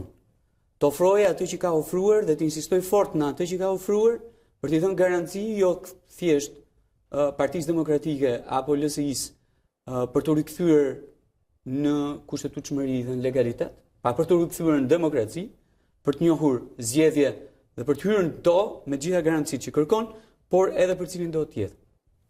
Sa më i mirë të jetë ambienti demokratik në këtë vend, sa më transparent dhe sa më kushtetues të jetë ky ambient në raport edhe me votën e qytetarëve të Republikës së Shqipërisë, aq më mirë do të jetë për gjithë, jo thjesht për majorancën. Majoranca këtë detyrë ka. Në krahun tjetër, majoranca ka detyrë të mos çdoj asnjë centimetër në raport me kushtetutën dhe me ligjshmërinë e çdo lloj procesi që garanton demokracinë në këtë vend. Ju i bët një ftesë PD-s dhe opozitës që të rikthehet, po themi që rimarr mandatet, nëse mund ta quajmë kështu. Jo, këtë se them. Jo, këtë se them, sepse çështja e mandateve ka hyrë në një proces. Eksaktësisht për këtë dua të pyesë. Ka hyrë në një proces kushtetues dhe ligjor dhe unë nuk kam tagër, qoftë si politikan, qoftë si përfaqësues i qeverisë, të bëj ftesa në raport me instrumenta që te i kalojnë kushtetutën dhe ligjin. Ajo është një zgjedhje e tyre, ka hyrë në një proces, procesi është kushtetues, KQZ-ja po vazhdon me plotësimin e vendeve sipas kushtetutës, sipas kodit zgjedhor, sipas ligjeve, në fuqi dhe do shkojë përpara. Në rast se kjo materializohet dhe ndodh, pra që KQZ-ja ua transferon këto mandate të tjera në listë, ka detyrim ligjor. Dhe ne përfundojmë në një parlament pa, po themi, 56 deputetët që kishin fituar këto në origjinal. Si politikan dhe politikisht, si shikon kështu? Jam partitë që kanë fituar vendet. Patjetër. Jam partitë se ky është sistemi, me thënë drejtën. Si ne kemi individ që kanë konkurruar drejt për drejt në zona 1 emërore dhe tani janë deputet. Natyrisht ajo mund të krijonte problematika që vini më pas, por që mund shoqërohet drejt për drejt me zgjedhje në ato zona ku deputeti ka hequr dorë, siç ndodh rëndom në kudo. Por ligjërisht, po them politikisht. Ja, politikisht, atëre lejoni t'ju them që kjo çështje është precedent i parë, është precedent i parë jo vetëm këtë vend, po është një precedent i parë që ndodh në Europë pas kaq vitesh që nga koha e fashizmit kam përshtypjen. Dhe natyrisht duhet trajtuar ligjërisht. Është një precedent shumë i rrezikshëm i cili cënon shumë fort demokracinë. Dhe nuk duhet toleruar pikërisht në këtë aspekt, që cënon në mënyrë të drejtë për drejtë normat elementare demokratike në këtë vend. Dhe pikërisht për këtë arsye nuk mund diskutohet më politikisht. Politikisht diskutohet për garanci që duhen për të paraqitur në zgjedhje. Nga pikpamja tjetër do diskutohet vetëm ligjërisht. Ato vende i zënë njerëz të atyre partive. Janë në ato lista të atyre partive. Dhe kam përshtypjen që ftesa që ka bërë KQZ-ja është pikërisht për njerëz po prapë të këtyre partive që duhet paraqiten para KQZ-s për të marrë mandatin e deputetit. Ndërkohë nesër kemi një protestë të paralajmëruar të opozitës, presim që të ndime dhe orarin se kur do të zhvillohet pra seanca parlamentare. Duket një një lojë kështu si macja me miun, kjo midis maggiorancës dhe opozitës. Mendoni që do të ketë fund ndonjëherë, si parashikoni këtë situatë? Unë mendoj që është më e rëndësishme se sa loja midis Tomit edhe Gjerit, përsa kohë që atje te i përballë parlamentit ka një mas njerëzish që synojnë sulmin fizik mbi institucionin dhe sulmin fizik mbi deputetët. Unë e thash pak edhe të martën që shkoj pas asaj seance zhvilluar në kushtet papërshtatshme në raport me ato që ndodhte përjashtë, me tentativat e vazhdueshme për të sulmuar fizikisht Kuvendin e Republikës së Shqipërisë dhe me tentativat paraprake, po edhe pas seancës për sulm kundër çdo deputeti. Sulmi mbi institucionin kushtetues është një sulm i cili duhet marrë një përgjigje shumë qartë ligjore. Sulmi mbi deputetin nuk është një sulmi fizik mbi deputetin, nuk është një sulm thjesht vetëm mbi një individ, Pierre Jon Braçën, Blendi Klosin, Pauline Sterkajn, Evis Kushin apo Antoneta Dhimën. Jo. Është sulm mbi institucionin, mbi integritetin e institucionit. Deputetët janë atje dhe deri në një farë mase mbrohen edhe nga kushtetuta përmes imunitetit për të garantuar integritetin e institucionit. Integritetin e institucionit. Me sa duket është shumë e qartë. Fuqia e kësaj qeverie apo kësaj maggiorancë janë ato numra që janë në parlament. Ato numra që janë në parlament, me sa duket, i japin mundësi Partisë Demokratike dhe LSI-s të konsiderohen të parëndësishëm në raport me zhvillimet apo me vendimarrjen e kuvendit. Pikërisht për këtë arsye synohet të sulmohet fizikisht parlamenti apo të sulmohen fizikisht deputetët. Por për ta mbyllur këtu, do doja t'ju thoja që më shumë se sa ç'bën në Maqedoni, nuk mund të bëjnë. Nuk mund të bëjnë. Do hyjnë brenda, edhe në rast se do hyjnë brenda, unë nuk e besoj. Gjë, do godasin, do tërhiqen, dhe në fund fare do përfundojnë në burgje. Ose në ekzil, siç ka përfunduar ai homologu i tyre, që quhet Gruevski. Ose në përburgje, siç njerëz tjerë që u implikuan, ministra, kryetar kuvendit, etj. U implikuan në atë sulm të dhunshëm dhe barbar përkundrejt maggiorancës maqedonase dhe shqiptare në Maqedoni, kanë përfunduar. Pra inserar Maqedonas, nëse do të vepronin në atë mënyrë. Ashtu do të kujtojmë që policia nuk e ka dhënë lejen për këtë miting apo që mund të realizohet. Do të bëjmë fundit, kjo s'ka lidhje me politikën, por për ta mbyllur tani, pse nuk fiton dot Tirana Partizanin mbas ndeshjes së Prindës? Ja, erdhi buzëqeshja direkt. Kjo është tjetër histori tash. Sa u mërzita vërtet, seriozisht. Unë u mërzita për ambientin, me thënë drejtën. Gjithë e kanë mbukur ambienti bukur, ambienti, por për shkak edhe se zhvilloi në fushë tyre, ishin në ata pritësit e tjerë më radhë, ajo që më bën përshtypje në mënyrë konstante është ambienti i dhunshëm që krijohet. Ambienti që nuk ka lidhje me atë që ndodh në fushë, por ka lidhje midis njërit skaj dhe skajt tjetër. Shaj njëra pal maman, motrën që mund t'i bëjë gjyshja, tezja, e ku di unë e atyre andej më tanë dhe shaj këta apo kthyer edhe këta shumë më pak në krahun tjetër, po prapë për maman që mund t'i bjerë po prapë gjyshja alla e ku di unë më tanë. E para është kjo, dhe kam parë prindër me fëmijë që janë larguar nga stadiumi momentin kur ato shtollunga dhe tymit zunë fushën e tjera. Pra është ambienti i dhunshëm. Dhe nëse ka diçka, Tirana nuk është ekip më poshtë sa Partizani. Është 20 pikë mbrapa, që është evidente, por nga pikpamja sportive mua nuk më duket se kishte diferenca të mëdha në fushë. Problemi qëndron tek ambienti. Qose Partizani ka një ambient që e mbështet, supporton, e ndihmon ekipin, i gjendet në çdo fushë ku shkon luan, etj.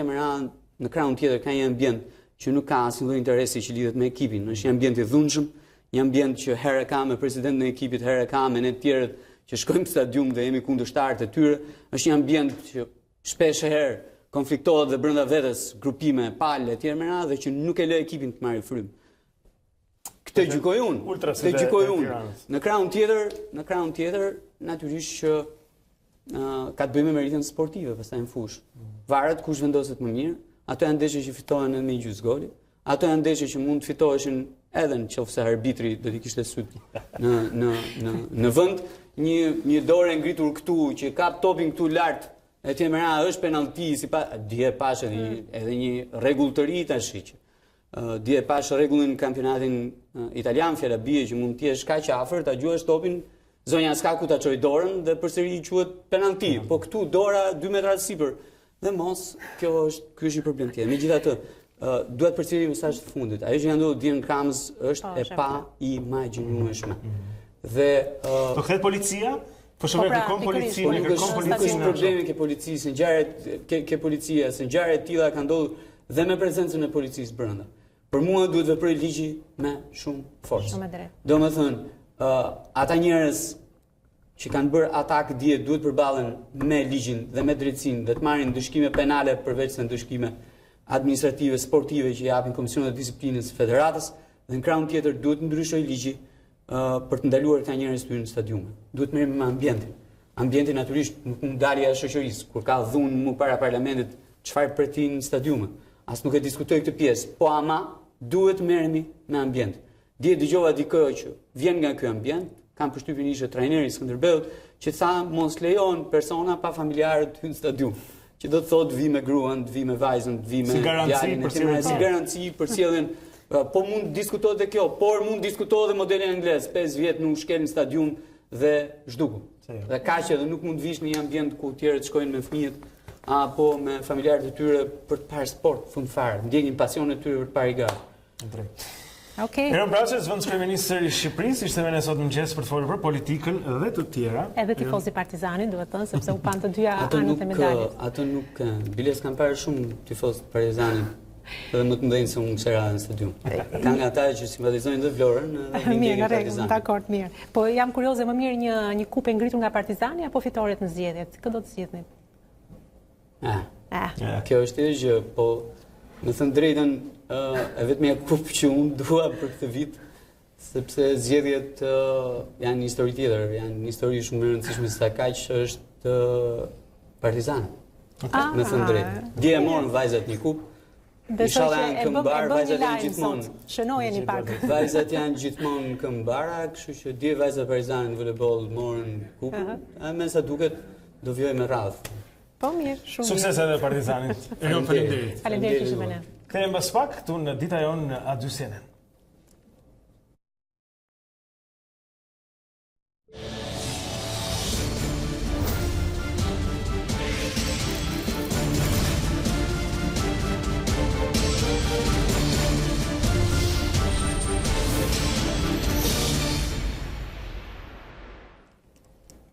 Ja ku jemi sërish së bashku, ora është 8:25 minuta, me njerë mbas intervistës që patëm me zëvendës kryeministrin Eron Braçë, tani është momenti mbas jo për të larguar shumë politikës në fakt, sepse tek rrjetet sociale do s'do flitet shumë për politikë, dhe për këtë Erioni na ndihmon dhe na hap dritaren e gjithçka që ndodh në rrjetet sociale dhe ato që përbëjnë në fakt edhe lajm në vetvete apo jo. Vërtet është. Do ta nisim praktikisht nga një panoramë më e madhe për të fokusuar pastaj te gjërat më të vogla që janë më të specializuara për atë çështje.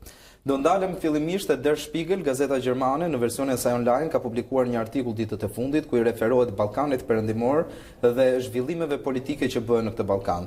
Në titullin e protestat në Ballkanin Perëndimor, Der Spiegel e nis me statusin "Ne jemi shteti" për të treguar kështu që populli tani ka marrë përsipër nëpërmjet protestave një tjetërsim të gjithë situatës politike në këtë zonë, që ndryshe nga sa vite më parë ishte fokusuar drejt Bashkimit Evropian, sipas Der Spiegel tani vende si Shqipëria, Mali i Zi apo Serbia nuk kanë më atë prirje që të besojnë aq shumë te Bashkimi Evropian, por janë të fokusuar tek politika e tyre dhe sikurse i referohet në shkrimin e saj gazeta gjermane, tani më nuk i shohin politikanët e tyre si aktorë të një politike më të gjerë ndërkombëtare, por janë thjesht partner dhe ortak me njëri tjetrin për të ndarë hesapet brenda një vendi, qoftë ky i vogël apo proporcionalisht i madh krahasuar me vendet e tjera. Pra ky ishte një artikull që ndoshta ja vlente të përmendej në këtë hapësirë të rrjeteve sociale për të treguar kështu që protestat janë ata që po ndryshojnë edhe filozofinë e të menduarit të një kombi kur vjen puna te strategjia e një zgjerimi të Bashkimit Evropian pikërisht me këtë rajon që është një pjesë thelbësore e të gjithë Europës.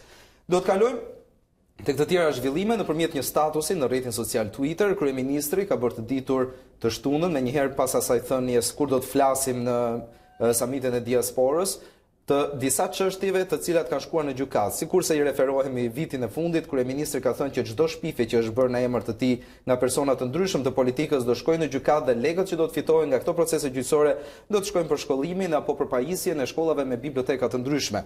17 çështje gjyqësore me fabrikën e shpifjeve tani më në proces, thot kryeministri. Për 10 prej tyre pritet vetëm përcaktimi i datës së gjyqit. Të shohim a do të nxjerrin prova, a do të nxjerrin lek për të blerë libra për shkollat. 44 çështje të tjera janë rrugës për të hyrë në proces e shkuar deri në fund. Thënë këtë, edhe neve na intereson të shohim se si do shkojë procesi gjyqësor i shpifjeve. Dita, do të shtojmë Erion që të tëra padit janë zbardhur nga televizioni ynë aty CNN, madje mundet edhe ndoshta duke klikuar në faqen tonë mund të gjejnë le temi në mënyrë të saktë gjithçka për çka bëhet të fjalë. Thjesht për ta saktuar. Do kalojmë, mbetemi sërish të protesta, e folëm nëpërmjet fleshave informative, kishte të ftuar edhe zëvendës kryeministrin përsa i takon çështjes së protestës ditës së nesërme. Ju kujtojmë edhe një herë që nuk është saktuar një orë eksakte se kur do të kemi një seancë plenare, kjo për t'ju shmangur të tjerave polemika për njëkohësisht gjatë protestës së shkuar pati, sikurse ndodhi me ministrin Klosi, pati një incident ndaj protestuesit edhe pjesëtarëve të mazhorancës, për të thënë kështu për të shmangur këtë lloj incidentesh. Kuvendi nuk ka njoftuar një orë të saktë në faqen e tij zyrtare se kur do të nisë seanca plenare, por gjatë vizitës së dieshme në rajonin e Korçës ka qenë kreu i grupit socialist Taulan Balla, i cili ka thënë ndër të tjera që ne do shkojmë përpara me kauzën tonë pavarësisht mandateve të opozitës dhe protesta është ajo që nuk do të na ndal, por gjeste të tilla sikurse ndodhen në seancën e fundit plenare janë të papranueshme. Ditën e martë, shkruan ai, kur ata sulmuan deputetët, ishte edhe përpjekja e fundit për bllokuar votimin në kuvend të strukturës së Këshillit të Lartë Gjyqësorit dhe Këshillit të Lartë të Prokurorisë. Unë nuk do ndalem te gjithë ky status i gjatë i zotit Balla, por ju citoj vetëm disa gjëra sikurse është thënë edhe gjatë lajmeve në aty CNN, qoftë edhe gjatë fundjavës.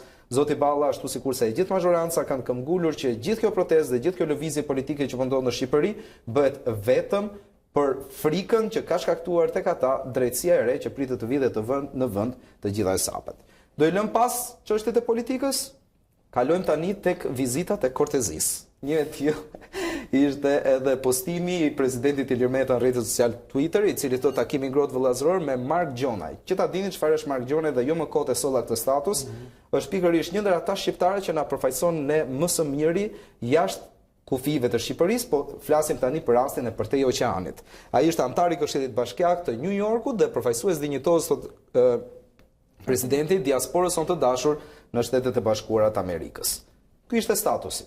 Kalojmë tani te pjesa e qefit, sepse unë e pata shumë zili kur pash këto foto.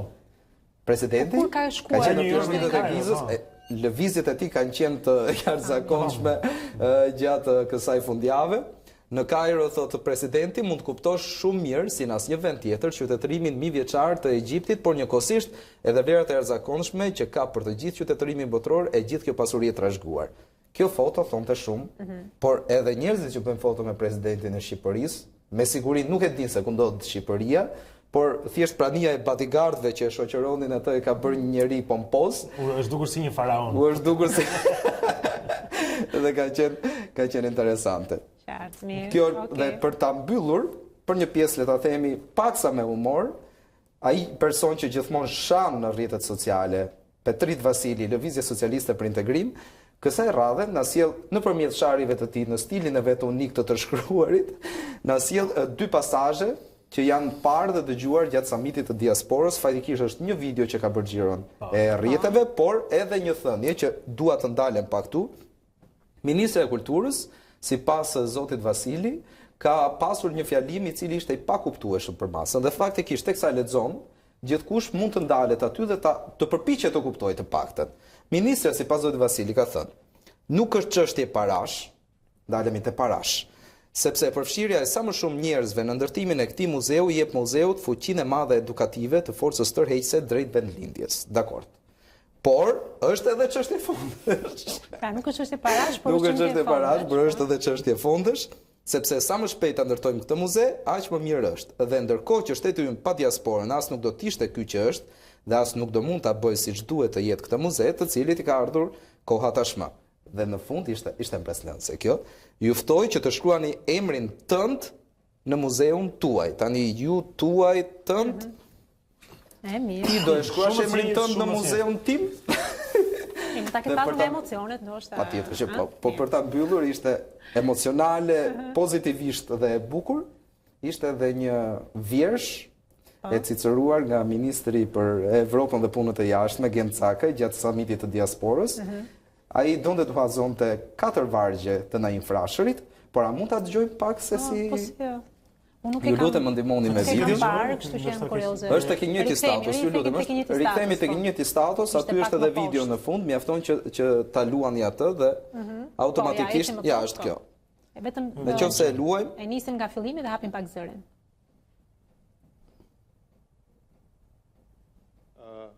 Lart, natyrshëm më erdhën ndërmend disa prej vargjeve të tij, kur nga largësia përshkruan mallin e thellë që ai ndjente për Shqipërinë. Dhe nëse nuk gaboj, vargjet e tij janë afërsisht kështu. Atje lind dielli i gëzuar dhe atje dielli është i gëzuar. Edhe një herë. Atje dielli është lind i gëzuar dhe hëna e buzëqeshur. Lutem. Okej.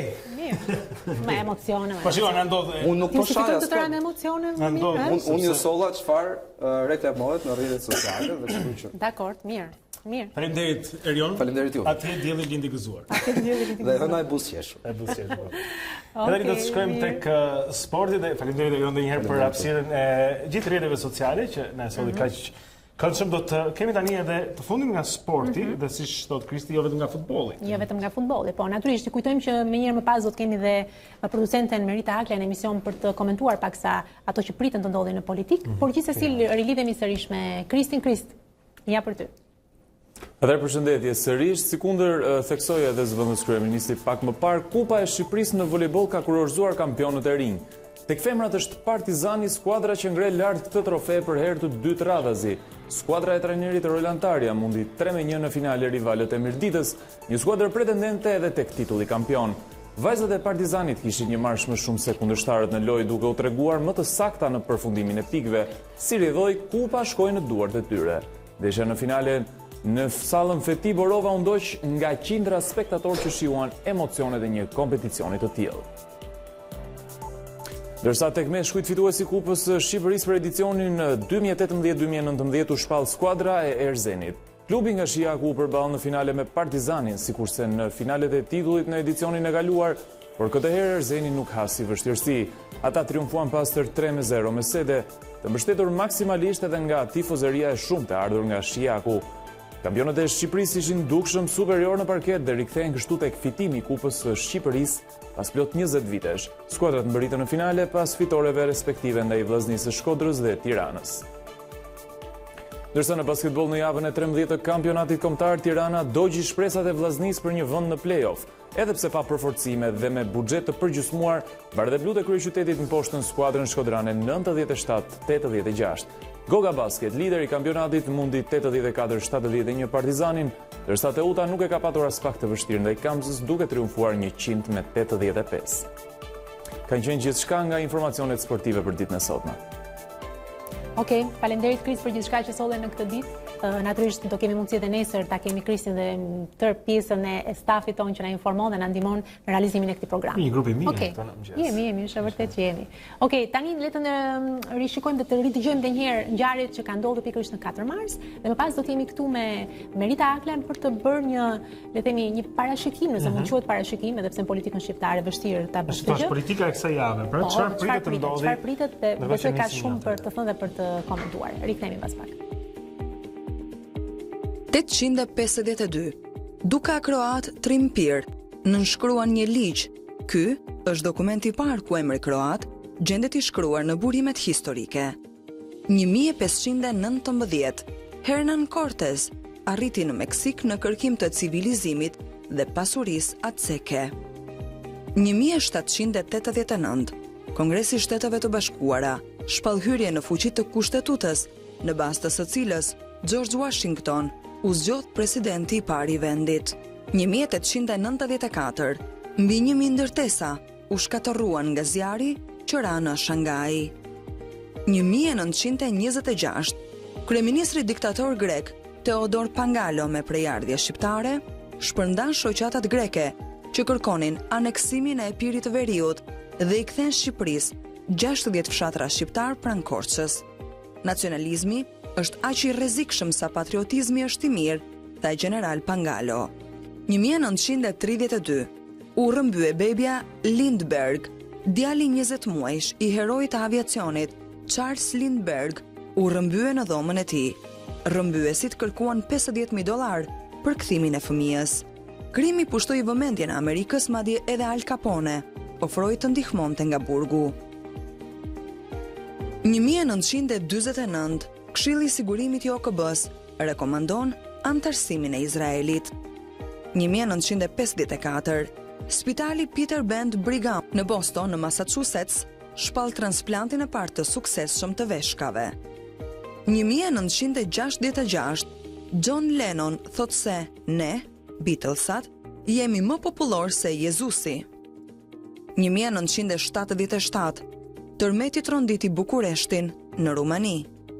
1980, Robert Mugabe fitoi zgjedhjet dhe u bë kryeministri i parë i zi në Zimbabwe. 1982, NASA lëshoi në hapësirë satelitin Intelsat 5. 1999, presidenti amerikan Bill Clinton ndaloi kërkimet për klonim të njeriut. 2001, një urë në veri të Portugalisë u rrëzua duke lënë të vdekur 70 persona. 1394, lindi Heri Lundërtari, eksplorator portugez. 1678 lindi Antonio Vivaldi, kompozitor italian. Merita Hakle, producente e politikës në A2 CNN, është sot në Dita Jonë, si do të hënë për të folur pak për politikën në këtë javë. Merita, mirëmëngjes. Mirëmëngjes. Është një javë e cila vjen pas një javë të tensionuar, e cila vjen pas javë tjetër të tensionuar, si duket edhe është ngritur tensioni. Pyetja është, edhe ne patëm zot kryeministin pak më herët këtu, e tha ne do të vazhdojmë si normalisht, institucionet do të vazhdojmë punën, zgjedhjet janë të njohura. Kjo për planse, ku shkon? E theksove që vim pas javës të tensionuara dhe nuk dihet ku do shkojmë në javë të tjera të tensionuara, aq sa duket sikur çdo të hënë po ripërsërisim njëri tjetrin në ato çfarë themi. Situata duket sikur është në stagnacion në këtë moment. Kemi pasur një ftesë të kryeministrit Rama, hajde flasim, duke risjellë në vëmendje atë retorikë që ai pati për protestën e studentëve, kur i kërkonte dialog, por ndryshe nga atëherë zoti Rama paraqiti një pakt për të biseduar me të, sado që nuk e aprovonte derisa të ulej në dialog me studentët, ndërsa tani është thjesht opozita ka dy kërkesa kryesore, largimin e tij, qeveri tranzitore për zgjedhje të lira dhe të ndershme.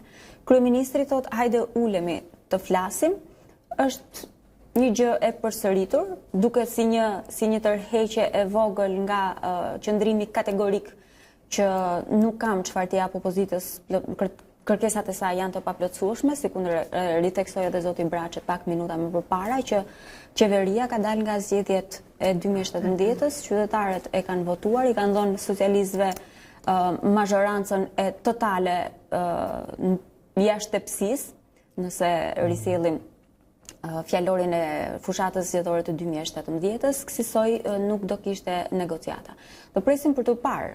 Ka një, le të themi, artikullimi ndërkombëtarëve deri tani është totalisht në favor të qeverisë, sepse nuk nxit, le të themi, thjesht nxit, okay, protestoni, por pa dhunde, por jo që të ndryshojë në qeverisje, ka një presion të vazhdueshëm që nuk duhet kishte ndodhur çështja e djegjes së mandateve, nuk janë drejtuar mandat.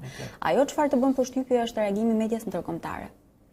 Është vërtet kjo kemi. Reagimi i medias ndërkombëtare është ndryshe nga 2017, kur po doja ishte 3 muaj në çadër dhe nuk kishte jehon ndërkombëtare mediatike kauza e opozitës, atëherë ishim duke shkuar në zgjedhje parlamentare, vinim pas një viti që denoncimesh të tëra që vendi ishte mbuluar me kanabis, por pavarësisht se ndërkombëtarët nuk reagonin atë kohë as për fajsi diplomatike, por edhe në raportet e Bashkimit Evropian nuk pati një qasje të tillë sipas denoncimeve të opozitës, dhe po shkonim në zgjedhjet e 2017-s me një protestë e rrallë unike ishte edhe atëherë për politikën shqiptare, ku 3 muaj me radhë opozita protestoi në çadër, duke kërkuar qeveri teknike për zgjedhje. Dhe nuk e pari të mbulim që e ka tani. Nuk e ka. Media ndërkombëtare është totalisht e fokusuar, veçanërisht media italiane, por edhe media gjermane është shumë e fokusuar dhe me qasje kritike ndaj qeverisë. Në fakt duke me qenë se solle në mendje çadrën dhe duke qenë se kryeministri thotë hajde flasim. Megjithatë, pak me sa kuptuam edhe nga zëvendës kryeministri nuk ka ndërmend të përsëritet ato paktet e 17 majit. Kur thotë hajde flasim kryeministri, sipas teje çfarë ka ndërmend ti ofrojë në thonjza opozitës për të arritur një lloj dialogu në këtë rast? Nëse nuk ka ndërmend të bashkëqeverisi me të rikthea të paktin e 17 majit. Dhe çfarë mund të kënaqet nëse mund të shprehemi kështu opozita? Opozita ka bërë të qartë që nuk kënaqet me asnjë lloj opsioni tjetër përveç asaj që ka kërkuar qeveri tranzitore për zgjedhje të lira dhe të ndershme dhe pa Edi Ramën kryeministër. Dhe duke ardhur le të themi kaq vite pas 2017-s në një situatë po të tillë, me një krizë, po akoma më të agravuar për shkak se tashmë mandatet e opozitës janë totalisht të djegura, situata është edhe më e komplikuar. Edhe më e komplikuar bëhet edhe nga kompleksi i kryetarit të opozitës ose i opozitës, i lidhur me atë çfarë prodhoi marrëveshja e 17 majit 2017-s, pasi qeveria pati ngjyrimin e saj teknik, u morën gjithë ato drejtori të cilat ndikonin, le të themi, kishin lidhje me administratën që mund të ndikonte në zgjedhje dhe në këtë rast do të ishte më e kontrolluar, por sërish Partia Demokratike humbi dhe humbi thellë dhe çdo lloj marrëveshje tjetër që do të ngjante me atë të 2017-s në syt e elektoratit që sot mbështet Lulzim Bashën në këtë kaos do të ishte një zhgënjim i tij. Kështu që besoj që zgjidhja do të vonojë, negociatat do të jenë shumë të vështira. E para do të jetë i vështirë fillimi i tyre dhe më pas mënyra se si do të përfshihen palët dhe mënyra se si do të përfshihet faktori ndërkombëtar i cili ka treguar gjithmonë që është deciziv kur ai ndërtet. Që në këtë rast tha që zgjidhini vetë punën tuaj. U desh në 2017 në ardhja e Ohojt Berenji që unë atëherë mbaj mend politikan që citonin ambasadorin amerikan, zotin Donald Lu, kur shkonte nga zyra e Bashës tek zyra e Ramës për të marrë nga secili një pot të prerë. Dhe paka shumë i duke i vetja si presion mafioz që ju bëj dy liderëve të politikës që Amerika kërkon këtë, ju duhet pranoni këtë, ndryshe ju nuk progresoni, nuk njiheni. Dhe kryesisht presioni ka qenë i qartë ndaj Lulzim Bashës, i cili kërcënonte se nuk do hynte në zgjedhje. Në rast të mos futjes në zgjedhje do. Po gjërat janë pak më të komplikuara kësaj radhe merit vetëm për një gjë, sepse ndërkohë që mund të ketë negociata dhe si shteti mund të jenë vështira për të gjetur një zgjidhje midis opozitës dhe majorancës, një proces po vijon i cili ju a jep këto mandate të tjerë njerëzve. Përfaqësues të këtyre partive tha zoti Braçi, këtu prap janë njerëz të PD-s, është lista e PD-s, por nëse këta persona tani fillojnë të marrin mandatet dhe doja ta përmendja edhe emrin e Rudina Hajdarit, e cila nga kjo studio e ka marrë vesh përmes Twitterit kur zoti Gel Bogdani deklaroi këtu se ajo do të përjashtojë në rast se nuk dorëzon mandatin. Pra, çfarë të ndodhte nëse kemi një grup që i pranon të mandate, shkon në kuvent dhe pastaj çfarë mbetet për të negociuar me Partinë Demokratike? Jo, mbetet për të parë se sa ky grup do jetë në numër dhe sa si ky grup do të përfaqësojë vërtet kauzën opozitare, pasi ajo çfarë luhet tani dhe ajo çfarë artikulohet edhe nga ana e opozitës, është ideja që këto mandate që mund të zëvendësohen ose janë individ që kanë deklaruar që në Lefter Maliqi për shembull ka qenë, është deklaruar që në 2017 në fushat me Partinë Socialiste për shkak se u mërzit nga renditja në listë që i bëri Lulzim Basha në qarkun e Beratit. Dhe kemi Muslim Urizin që do qëndroj, kemi Rudina Hajdarin e cila nuk ka thënë një.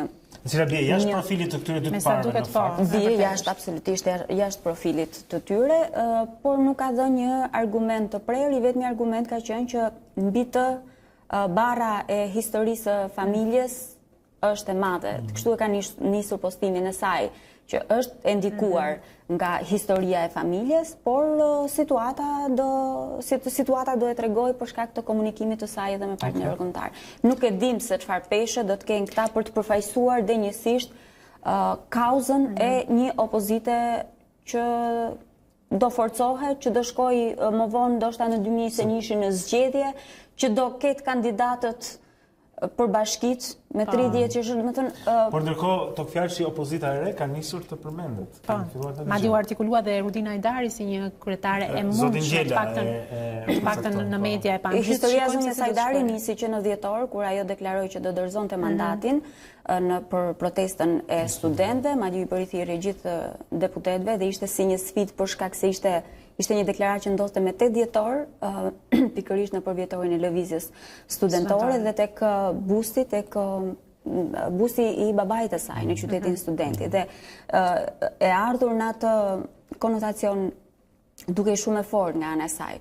Zonja Hajdari pati 2-3 artikulime, por më pas u tërhoq nga ky aktivizim, u përfolqe atëherë që mbështetja ndaj saj është ndërkombëtare, posaçërisht amerikane, megjithatë këto janë le të themi përfolje, nëse mund ta themi kështu, dhe por ajo ka deklaroi edhe së fundmi që vendimet e saj do të jenë mbështetur mbi kontaktet e saj me partnerët ndërkombëtar, qoftë nga Bashkimi Evropian, qoftë nga Shtetet e Bashkuara të Amerikës. Mirë, ndërkohë kemi le të themi një protestë të paralajmëruar të opozitës nesër, shikojmë se si do të shkojë vërtet kjo situatë dhe shpresojmë që mos ketë natyrisht probleme dhe përplasje. Gjithmonë interesante. Shohim kur do jetë ora e seancës. Kjo është pastaj ky si do të mbahet protesta për shkak se policia ka ku ka rrjedhë informacionin, natyrisht besoj që opozita ka refuzuar që po ka refuzuar, është vërtet. Të shohim, mirë, Merita vërtet faleminderit që ishe me ne. Faleminderit siç do të thënë. Okej, në rregull, jemi në fund të emisionit tonë, ishte gjithçka që kishim përgatitur për ju, ishte një le të themi intensive, po, mund të themi.